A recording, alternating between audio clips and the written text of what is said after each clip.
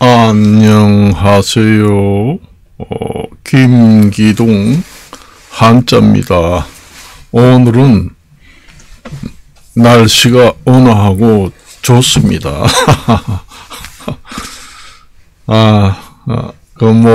뉴스를 보니까 40대, 50대 되는 직장인들, 다른 데 근무하는 사람들이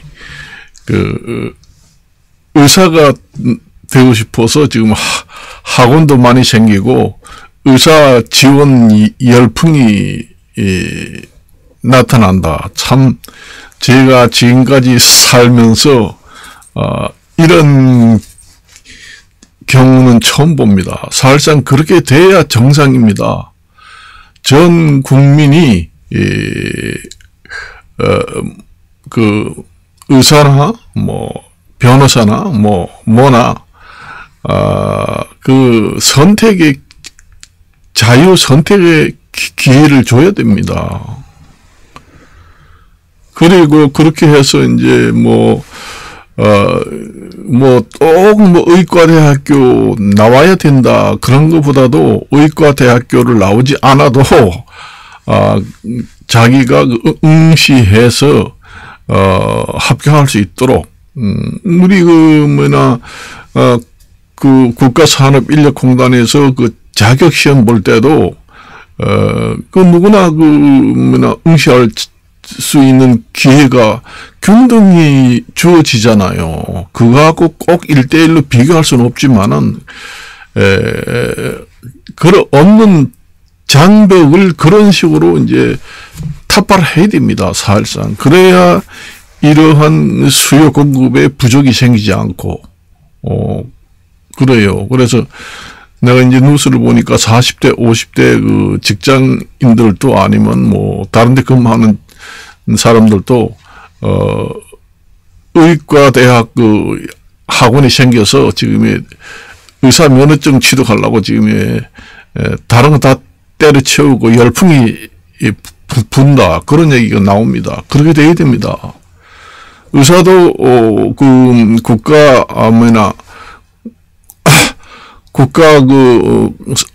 한국산업인력공단에서 시행하는 자격시험처럼 면허시험처럼 운전면허든 그다음에 의사면허든 중장비 면허든 이런 것을 60점 이상만 합격을 하면은 사무장 병원이나 의사나 이런 걸 개업할 수 있도록 그렇게 해야 됩니다. 이거는. 그리고 의사들도 깊이 과목이 있습니다. 예과 같은 경우에는 돈도 별로 안 되고 힘들고 하니까 그런 데는 국가에서 이제 의료 수가를 좀 높여준다든가 그런 유인책을 좀 사용하면은 좋습니다. 그게 정상이에요. 그래서 변호사 같은 경우에도 옛날처럼 로스쿨 제도를 타파하고 옛날에 사법고시 그 제도가 가장 부합하는 제도다. 지금의 방송통신대학교 이런 학생들의 얘기를 들어보면은 사법고시에 응시하려고 해도 너무 조건이 까다롭다. 그리고 금수저 아니면 은수저 정도의 경제력이 돼야지 거기에 응시할 수 있는 여력이 충분한 사람들만 가능하다. 그러니까 라면만 먹고 초가집에서 사는 빈 털터리 같은 사람들은 응시할 기회가 없다. 옛날에는 사법고시라는 게 거지라도 자기가 실력만 있으면은 응시 자격이 되면 중학교 이상, 고등학교 이상 졸업만 해가지고 있으면은 누구나 응시해가지고 합격할 수 있어가지고 변호사 개업이 가능합니다. 그때 그 시절에 개천에서 용나던 시대로 돌아가고 의사 면허증도 그런 레벨의 응시 자격을 부여합니다.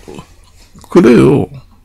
그렇게 됩니다. 그래서 그 의사 자격도 이제 말하자면은 그 레벨업을 둔다는 거예요. 밸류업 단계를 둔다는 얘기입니다. 우리가 이제 말하자면은 우리가 이제 산업인력공단에서 그 자격증 딸 때 보면은 기능사 자격증, 그 다음에 이제 그 경력이 어느 정도 쌓이면은 그 다음에 기사 자격증을 부여하고, 그 다음에 또 거기서 매년 자격증이 경력이 쌓이면은 응시 자격을 기능장, 기술장 이렇게 그 응시 자격을 부여하잖아요. 그러니까 의사들도 그렇게 해야 됩니다.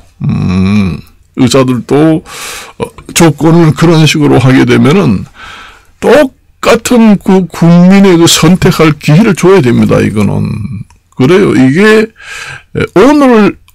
오늘의 문제가 쌓여서 오늘날에 이렇게 된 것이 아닙니다. 이게 우리나라가 지금의 그 의사 제도라는 게 생기부터 초창기부터 기본 틀이 틀렸다. 그 얘기입니다. 그래서 나 참 살다가 처음 봅니다. 저도 의사 학원이 예를 들었잖아요. 저도 그 학원에 많이 다닙니다. 자격증 따려고 저도 학원에 안 다닌 데가 없습니다. 뭐 공인중개사 학원, 그 다음에 노무사 학원, 뭔 학원 이런 게 엄청나게 많잖아요. 그렇습니다. 그런 학원이 많이 생긴다는 거는 그마침 그 자격증을 딸라 하는 국민들의 그 의향을 반영해 준다. 그 얘기입니다. 그런데 의사 면허 자격증 딸 수 있는 학원이 있나요? 그거는 옛날부터 의사라는 것은 국민의 생명을 다루기 때문에 그 정통 그 코스를 밟아야 한다. 그러니까 의과대학교 그 과정을 수련해야 되고, 먼 과정을 수련해야 되고, 그런 정통적인 과정을 거쳐서 면허시험에 응시할 수 있는 자격을 부여하고 있잖아요. 그거는 아득한 옛날에 하던 시대입니다. 요즘에는 그런 과정이 없이 필기시험에 합격을 하고, 그 다음에 실기시험도 1, 2차로 나누어서 시험을 보고, 그렇게 해가지고 철저히 그 심사위원들이 분석해가지고 잘하는지 못하는지 하면은 얼마든지 그런 정통식 단계 공부를 하지 않아도 가능합니다. 가능해요. 의사제도라는 것도 이제 그 국가산업인력공단에서 그 의사면허 제도를 그쪽에서 이제 취득할 수 있도록 시행할 수 있도록 변혁을 해야 됩니다. 의사면허증 시험을 주관하는 기관이 산업인력공단이다. 이렇게 해서 전국에서 의사면허시험 자격 시험을 1년에 그 공인중개사처럼 1년에 1회 내지 2회, 3회 정도를 해서 무제한으로 제한 없이 임명해 무제한으로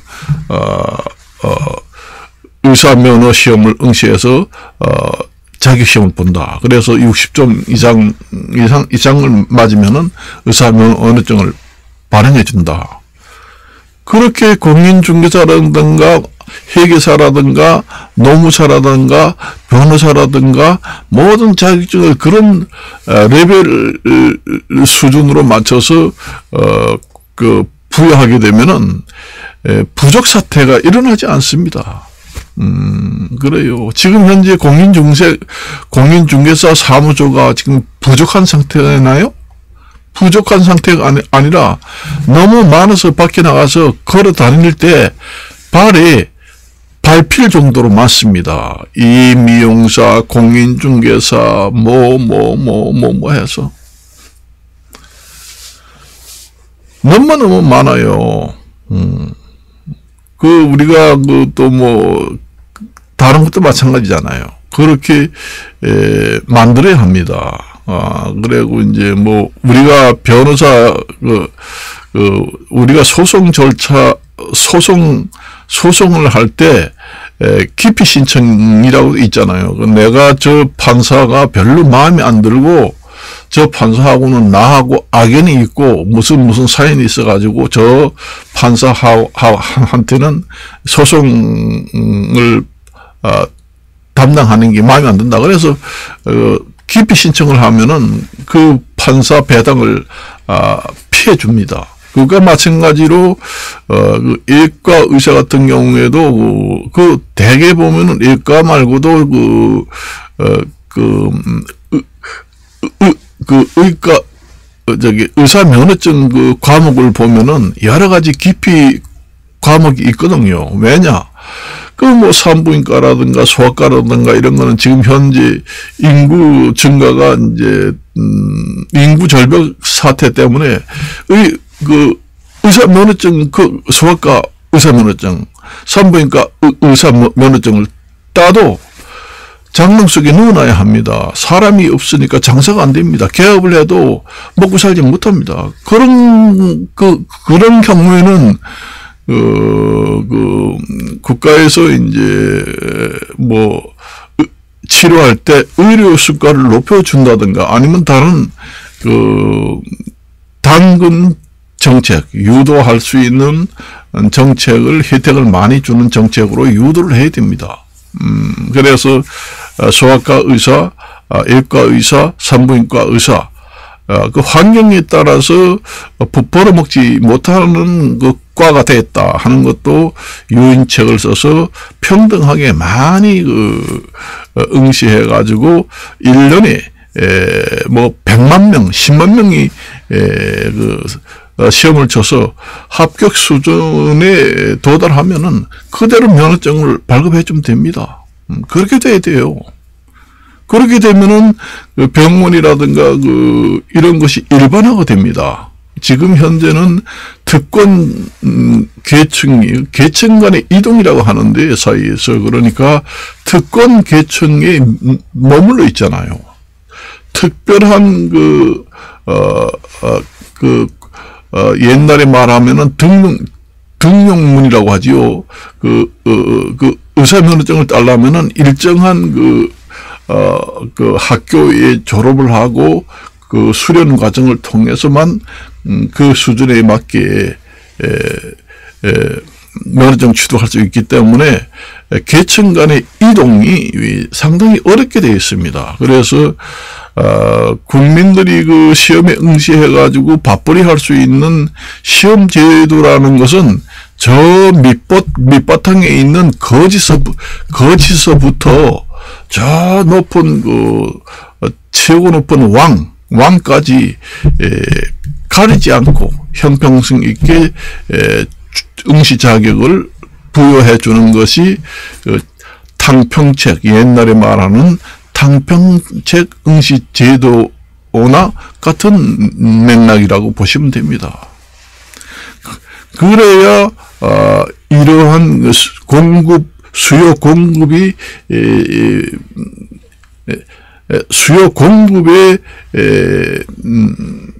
불균형이 오지 않아요. 그러니까 의사가 부족하다, 의사가 너무 많다 이런 것도 그게 수요와 공급이 균형을 이루게 된다는 얘기죠. 그러니까 부족도 안 생기고 넘치지도 않고, 예를 들어서 공인중개사가 지금 전국적으로 2천만 명이 지금 된다. 우리나라 국민이 5천만 명인데 공인중개사 자격증을 딴 사람이 지금 3,500만 명이 된다. 그러니까 거의 다 땄다. 그렇게 돼도 그게 수요 공급의 법칙에 의해서 유지가 됩니다. 그러니까 장사가 안 되면은 공인중개사 사무소가 자동적으로 줄어들고, 그 다음에 부동산이 뛰어서 경계사 난다 그러면 공인중개사가 우후 죽순처럼 가게가 많이 늘어나요. 그렇게 자연에 의해서 수요 공급의 법칙에 의해서 자연히 줄었다 늘어났다 줄었다 늘어났다 그렇게 되는 것이 원칙입니다. 뭐 정책적으로 행정적으로 조정을 하지 않아도 자유시장 자유기본시장 원리에 의해서 수요 공급이 그렇게 자동적으로 조절이 돼요. 염려할 필요가 없습니다. 의사면허증이 우리나라 국민 5천만 명이 다 가지고 있다고 해도 수요 공급에는 별 해로운 일이 없다. 너무 병의원들이 많으면은 개업하는 그 병원들도 자연히 줄게 됩니다. 그래서 적정 수준의 개업하는 병원들이 유지가 됩니다. 그게 수요 공급의 법칙에 의해서 적정 수로 딱 결정이 돼요. 그러니까 우리가 뭐 물건을 사 먹을 때도 너무 물건이 많이 나오면 떨어지고 공급이 부족하면 비싸지잖아요. 그거가 마찬가지로 수요 공급에 의해서 그 가격이 결정되는 것처럼 개업 의사들도 전 국민이 의사면허증 5천만 명이 다 가지고 있다. 예를 들어서 그렇게 되면은 수요 공급의 법칙에 의해서 개업 병원도 적정 수준으로 딱 맞춰집니다. 자동으로. 그러니까 5천만 명이 다 병원을 개업하면은 너무 포화 상태라서 벌어먹지 못하잖아요. 그러니까 폐업하는 병원들도 많이 생기고 많이 생기다 보면 나중에 적정 수준의 숫자로 병원이 딱 결정돼서 벌어먹을 만큼 그 숫자가 딱 적정 개업 숫자로 딱 결정된다는 얘기죠. 행정적으로 뭐 늘리고 말고 할 거 없습니다. 그 수요 공급의 기본 원리가 그렇게 되어 있습니다. 그러니까 그게 자본시장의 기본 원리입니다. 그래요. 계층 간의 이동이 지금 안 되잖아요. 의사 같은 경우도 그렇고 변호사 같은 경우에도 계층 간의 이동이라는 게 아까도 얘기했잖아요. 거지서부터 왕까지 누구나 노력만 하면은 내가 거지로 지금 살고 있는데 열심히 노력해가지고 왕이 됐다. 또 좋은 집안에서 잘 누리던 사람들은 공부도 안 하고 노력도 안 해가지고 완전히 낭떠러지로 떨어져서 거지로 됐다. 그게 이제 서로 계층 간의 이동입니다. 저 밑바닥에 있는 거지에 있는 계층이 쫙 올라갈 수 왕이 될 수 있는 기회도 주고 왕의 골드 존에 있던 그런 사람들을 또 태만하고 방만하고 노력도 하지 않으면은 스스로 도태가 돼서 거지로 계층 이동이 되면서 완전히 그 노숙자가 될 수 있는 그런 위로 상하관계가 자유자재로 이동할 수 있는 계층 간의 이동이 잘 되어 있는 국가가 가장 훌륭한 국가 체제다. 그렇게 보시면 됩니다. 그래요. 그래서 우리가 뭐 꼭 의사만 얘기하는 것이 아니라 모든 그 우리나라에 있는 그 시험 제도, 그 다음에 그 면허 제도, 이런 것도 어떻게 보면은 그 국민들한테 공평한 기회를 준다. 국민들의 고하를 불문하고, 거지서부터 왕까지의 어떠한 계층에서 밑바닥 계층에서 살고 있던 중간 계층에서 살고 있던 어떤 계층에 살아도 자기 노력 여부에 인생이 결정되는 그런 제도를 부여함으로써 그게 가장 합당한 방법이다. 그 얘기입니다. 내가 요즘에도 보니까 판사들도 지금 부족하다 이런 뉴스도 많이 나옵니다. 그게 말하자면은 아까 얘기했지만은 여러 가지 시험제도, 수요 공급이 원활하게 이루어질 수 있는 적합한 시험제도, 응시제도가 불합리하기 때문에 그런 일이 생깁니다.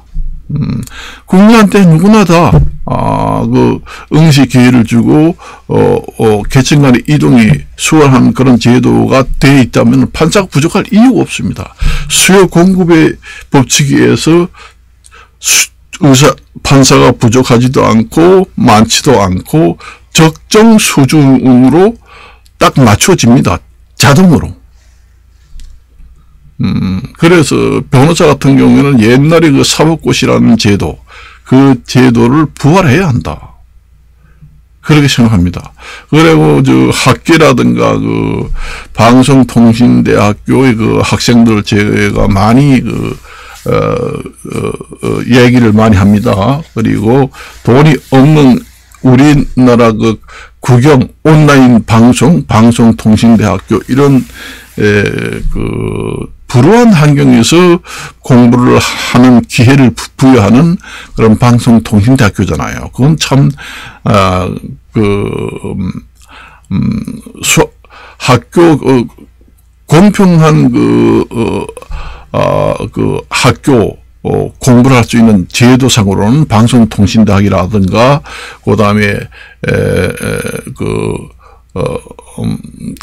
학점제도, 학점제도를 이용해서 대학교 졸업을 하는 방송통신대학을 이용해서 제때 공부를 못하고 집안의 형편이 좋지 않아 가지고 직장에 다니면서도 방송통신대학교 다니면서 졸업을 해 가지고 아주 계층 간의 이동이 돼서 왕이 올라갈 수 있는 그런 제도는 참 좋습니다. 그리고 학점 제도도 있잖아요.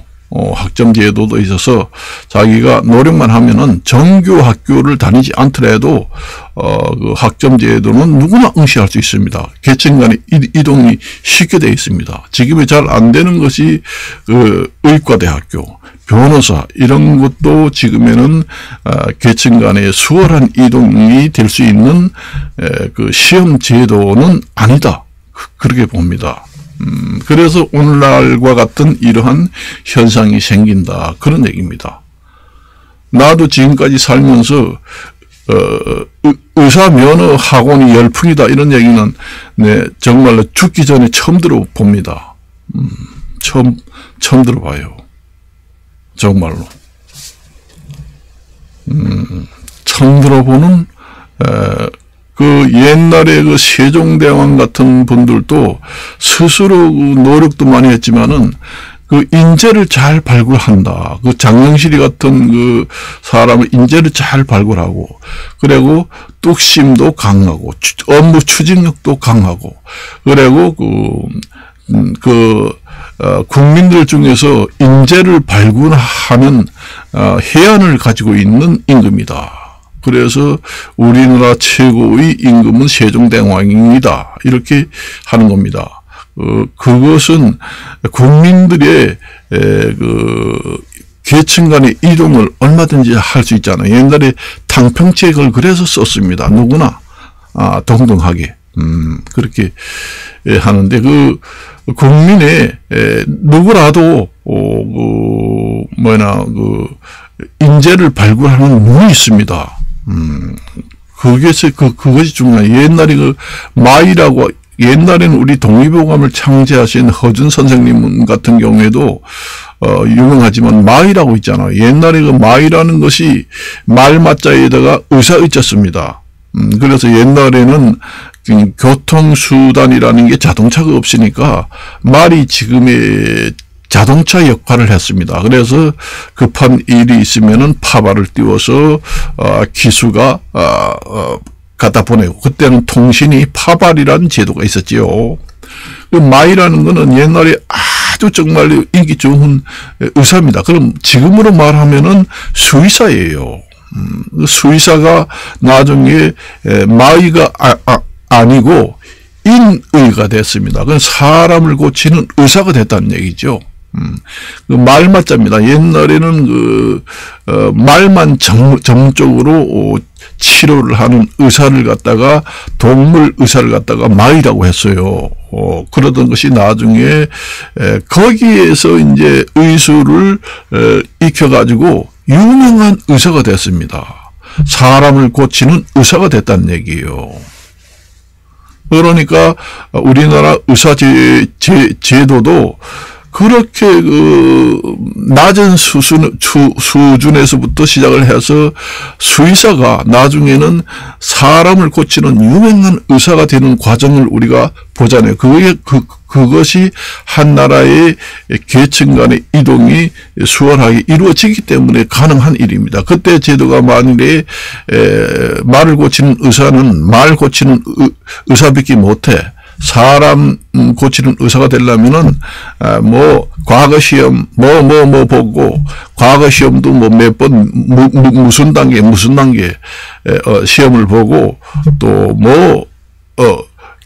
과정을 거쳐야지만은 될 수가 있다. 이런 험난한 계층 간의 이동을 막는 그런 제도, 시험 제도가 있었다면은 그 마이라는 사람이 우리나라에서 유명한 사람을 고치는 의사로 변신하기 힘들었겠죠.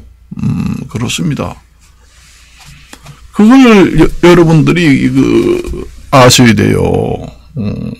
그걸 아셔야 됩니다. 지금에는 여러분들이 참 저도 우스운 사람 같지만은 공부를 엄청나게 하고 한학자이기 때문에 지금의 제가 한자 1급 급수를 따고 있지만은 제가 한학자 공부를 한 지가 한 45년 50년 됩니다. 제가 어릴 때부터 이제 그때는 서당, 그다음에 서원, 이런 데서 배우기 시작했어요. 그래서 거기에 이제 처음에 들어가니까 저도 농촌에서, 강릉 농촌에서 살았습니다. 근데 농촌에서 이제 부모님이 농사를 지니까 초등학교 나오고 이제 농사를 지어라. 집 형편이 별로 안 되니까 학교는 못 보내겠다. 그러니까 농사를 지으려고 아주 했습니다. 농사를 지으려고 했는데 그 동네에서도 좀 산다는 집안에 이래 있는데 이제 아침에 농사지러 밖으로 나가면은 일찍 나가면은 그 교복을 입고 학교 다니는 게 엄청 부럽더라고요. 그래서 내가 어머니 보고 학교 갈 형편은 못 되니까 서당이라도 좀 보내주세요. 그렇게 했어요. 그래가지고 서당에 이제 한 3년 동안 다녔는데 옛날에는 서당에 이제 보내면은 월급으로 돈을 주는 게 아니라 1년에 쌀을 몇 말 이렇게 줍니다. 그래서 아버지가 이제 네가 1년 동안 다녔으니까 이제 그 훈장한테 쌀을 이제 한 가마리를 지게로 줘서 갖다 줘야 되겠다 해서 이제 거기 가르치는 훈장 집에 이제 쌀 가마리를 지고 갔습니다. 갖다 주라. 그래서 거기서 이제 훈장님이 이런저런 얘기하다가 얘기를 하더라는 거예요. 저 김기동이가 지금에 여기 들어온 지가 한 1년도 안 됐는데 5년이나 10년 배운 사람보다 엄청나게 정말로 뛰어난 머리를 가지고 있다. 그러니까 이게 서당에 보낼 것이 아니라 정규 학교를 보내세요. 중학교를 보내세요. 그래서 강릉 중학교를 들어가게 됩니다. 그때가 제가 12살에 졸업을 했습니다. 그때 8살에 초등학교 입학을 해가지고 11살인가 12살에 이제 졸업을 했는데 한 2년, 3년 동안 놀다 보니까 나이가 꽤 많잖아요. 그래서 제가 키가 또 큽니다. 1m 85 정도 되니까. 그러니까 강릉중학교 입학 원서를 내려가니까 그래서 이제 훈장이 그런 얘기 하더래요. 아버지한테. 그러니까 1년 정도 지금 배웠는데 너무 머리가 뛰어나고 상당히 인재감이다. 그래서 이제 여기 지금 배우는 사람들이 5년, 10년 한자 한문을 배운 사람을 1년도 안 됐는데 능가한다. 그러니 머리 좋은 사람을 여기서 썩일 필요가 없으니까 정규학교인 중학교, 고등학교, 대학교를 보내라. 그런 얘기를 해서 아버지가 이제 그런 소리, 훈장님한테 그런 소리를 듣고 와서 저보고 학교를 가라고 하더라고요. 그래서 이제 학교를 가게 됐습니다. 그래서 12살에 졸업을 했으니까 한 2년 했으니까 14살, 15살 되잖아요. 나이가 많지요. 그 덩치가 크잖아요. 그래서 강릉중학교에 입학원서를 내려가니까 그 사람들이 다 쳐다보더라고요. 학생들이.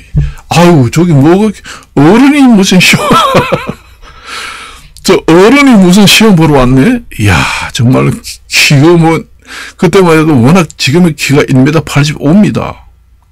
옛날에 1m 85라고 하면은 거인이라고 해요. 저 사람은 키가 너무 커가지고 강릉 단호장이 열리는 그 서커스단 앞에 갔다가 거인을 갖다가 전시를 해야 하는 사람이다. 이런 얘기 합니다. 옛날에는 먹지 못해가지고 아이들이 작았어요. 그래가지고 옛날에 군대 갈 때는 키가 1m 60도 안 돼가지고 군대에 가게 되면은 그 소총을 매면은 소총 그 대머리판이 땅에 닿는 사람도 있어요. 그래서 입대 조건이 1m 65 이상 되는 사람만 입대를 한다. 그 정도 되면은 소총을 매면은 땅바닥에 끌리지 않습니다. 옛날에는 1m 60 되지 않는 남성들도 많았어요. 그때는 먹지 못하니까 키가 크지 않습니다.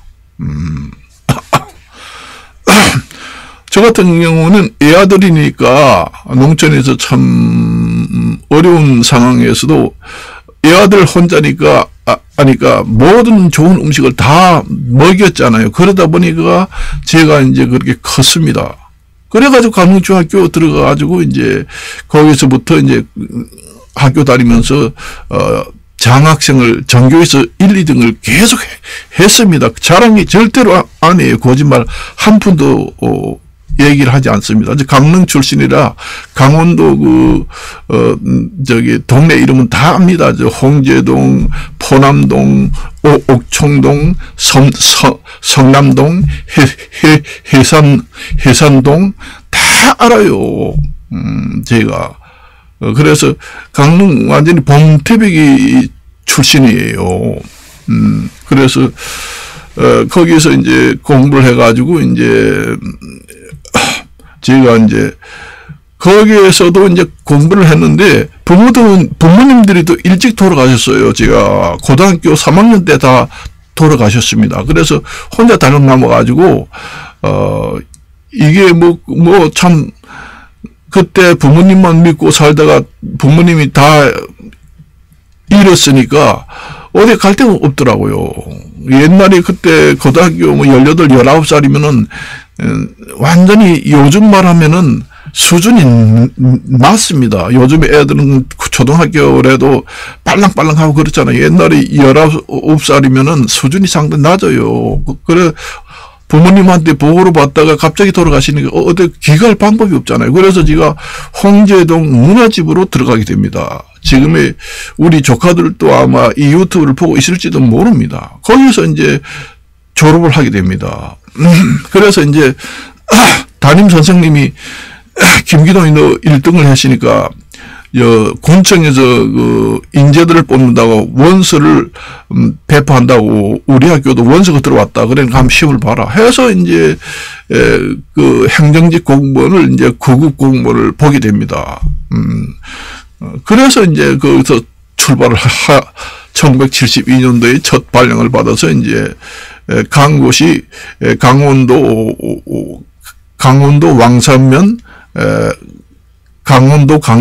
그때는 강원도 명주군입니다. 그때는 강릉시가 따로 있고 명주군이 따로 있었어요. 그래서 명주군청에서 시행하는 그 행정직 공무원 시험에 응시해가지고 합격을 했거든요. 그래서 강원도 명주군 왕산면 사무소에 이제 면석이로 처음에 이제 들어가서 근무하게 됩니다.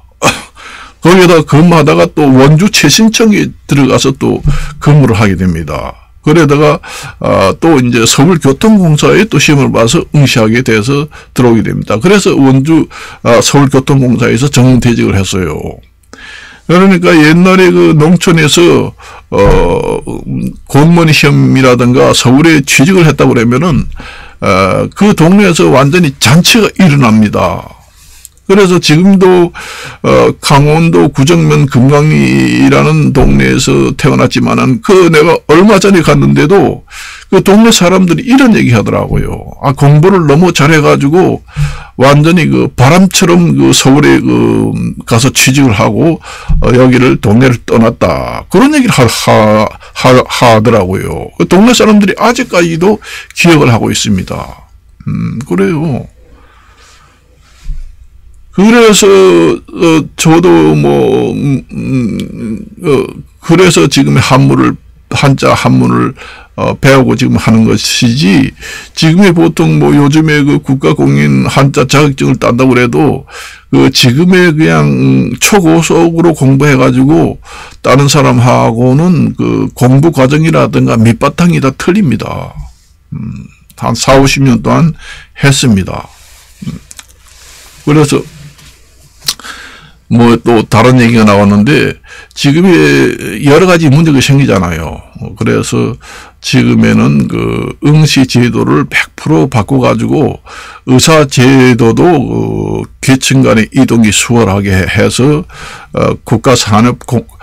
국가산업인력공단에서 시행하는 여러 가지 자격시험에 그 일괄해서 할 수 없는 부분도 사실상 문제가 있는 부분도 있긴 있겠지만은, 그런 수준의 그 국민들이 마음대로 응시해가지고 무제한으로 배출할 수 있도록 인원을 그렇게 해야 이 민주주의 사회라는 게 그렇습니다. 외국에는 지금 의사제도가 어떻게 되는지는 정확하게 모르지요. 그래서 우리나라에서 의사제도라든가 이런 걸 이제 모델을 여러 가지 시나리오를 생각해서 만들어도 외국의 의사제도는 이제 미국 같은 데는 어떻게 하는 건지 그런 것들 벤치마킹을 해서 이제 보완할 게 있으면 보완하고 해서 대대적으로 지금의 변호사라든가 의사라든가 계층 간의 이동이 어려운 응시 제도는 대대적으로 그 혁명, 개혁 수준이 아니라 혁명적인 수준으로 탈바꿈해야 된다. 그 얘기입니다. 그래야 돼요. 그렇게 하지 않으면 오늘날 같은 이런 문제가 나옵니다. 의사만 생기는 게 아니라 변호사도 생겨요. 지금은 여기 내가 여론을 보니까 판사가 부족해가지고 소송 절차가 너무 힘들다. 그래서 이혼 같은 거 하는 경우에도 옛날에는 2, 3년 걸렸는데 지금은 5년 이상 걸린다. 이거 소송을 해 먹겠나? 너무 그 생계에 집중을 해야 되는데 너무 그런 데도 매달리다 보니까 국민들이 지친다. 그래서 판사도 부족해가지고 소송이 너무 신속하게 되지 않고 너무 오래 걸린다. 그런 얘기가 나오기 시작해서 오늘날 같이 의사들의 단체 파동처럼 이런 것이 생기기 전에 미리미리 위정자, 국회의원이라든가 정치하는 분들은 오늘날 같은 이런 이 사태가 벌어지는 것을 교훈으로 삼아서 미리 여러 가지 좋은 방책을 수립해 가지고 그런 일이 없도록 하는 것이 좋겠다. 이렇게 말씀을 드리면서 이것으로 마칠까 합니다. 안녕히 계십시오.